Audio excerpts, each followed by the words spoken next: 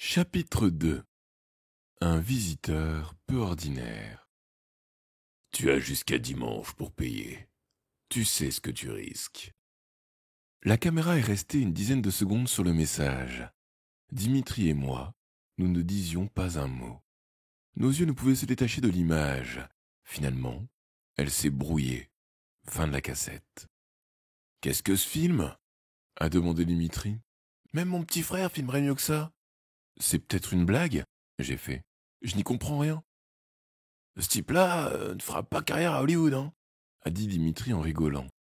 Il est parvenu à me mettre en boule en quelques secondes. Et si c'était du chantage? Tu regardes trop de films policiers, Léo. Ça y ressemble vachement en tout cas, j'ai ajouté. T'as qu'à alerter les flics, a ricané Dimitri. T'auras l'air malin quand ils découvriront qu'il s'agit d'une farce ou d'un travail d'amateur. Alerter les flics? Mon cerveau a tiré la sonnette d'alarme. Les flics vont me demander comment je suis au courant du chantage et je vais devoir avouer que j'ai piqué la cassette. J'ai très rapidement fait marche arrière. Tu as raison, Dimitri. Ce film n'a aucun intérêt. Mais s'il s'agissait vraiment d'un chantage, et si ce type était vraiment en danger, je ne me pardonnerai jamais d'être resté les bras croisés. Dimitri ne pensait déjà plus au film. Écoute, j'ai envie d'appeler le restaurant, les prévenir, quoi. Je me sentirais soulagé. Tu vas être ridicule. Mais c'est ton problème, répondit Dimitri. Moi, j'étais enthousiasmé par l'idée. Rien de plus simple qu'un appel anonyme, je téléphone au restaurant et je leur raconte qu'un de leurs clients, un petit gros, est victime d'un chantage. Et si on te demande ton identité ou comment tu es au courant de cette affaire? Je raccroche. Dans l'annuaire, j'ai trouvé très rapidement le numéro du téléphone du potiron. Dimitri a insisté pour téléphoner lui-même. Le côté appel anonyme l'excitait tout à coup. Il a composé le numéro et je l'ai observé. Il est resté le portable à l'oreille pendant une vingtaine de secondes sans dire un mot. Et alors? Ai-je fini par demander. Il a raccroché. Personne. Il est peut-être trop tôt? Ou alors, le mercredi, c'est leur jour de fermeture? Dimitri s'est soudain désintéressé de cette histoire. Il a préféré revenir sur mon exploit de l'après-midi. En tout cas, m'a-t-il lancé, quand tu fauches quelque chose, c'est n'importe quoi.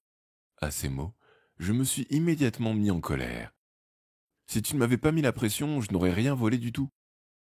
Il m'a fixé droit dans les yeux, et j'ai ajouté presque en criant. Tu ne peux pas savoir comme je regrette d'avoir piqué cette cassette. Je n'avais pas besoin de ça pour me prouver que j'avais du courage. Dimitri s'est adouci. Bon, ok, on se calme. Finalement, le plus important, c'est que tu l'aies fait. Le reste, on s'en fiche. Et le film que tu as loué, c'est quoi?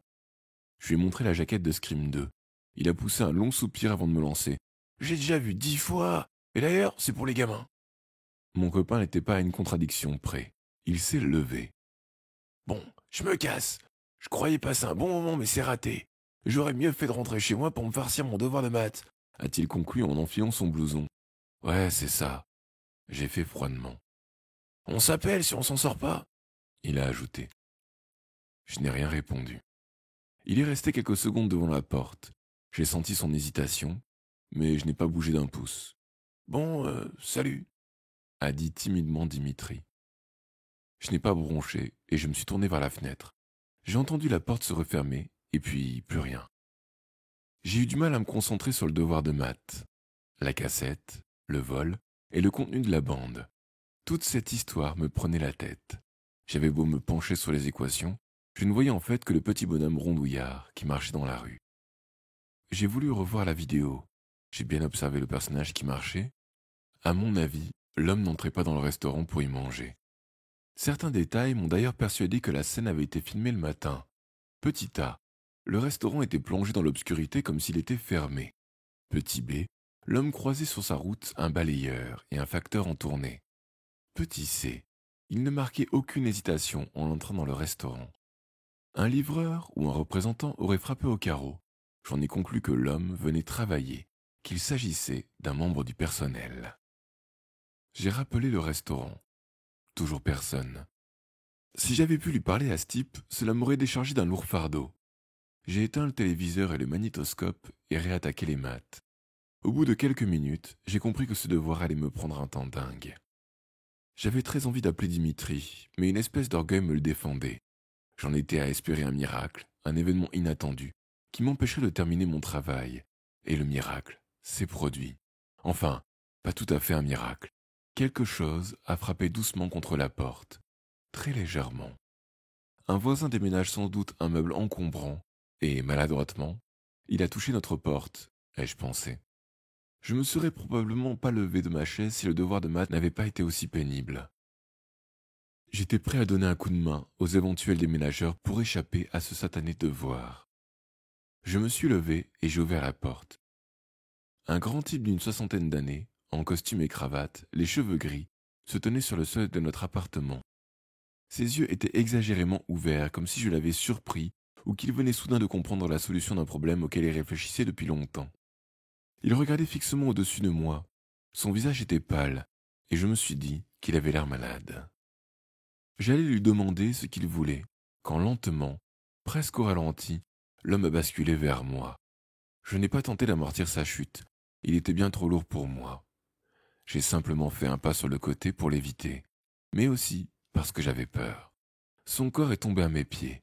Sa tête a touché le sol dans un bruit de porcelaine qu'on brise. En fait, je n'avais pas commis d'erreur de diagnostic. L'homme était vraiment mal en point. Un poignard très long, à manche de nacre blanc, était planté en plein milieu de son dos. Un frisson électrique m'a parcouru tout le corps. Instantanément, mes mains ont recouvert mon visage et j'ai poussé un long cri de terreur.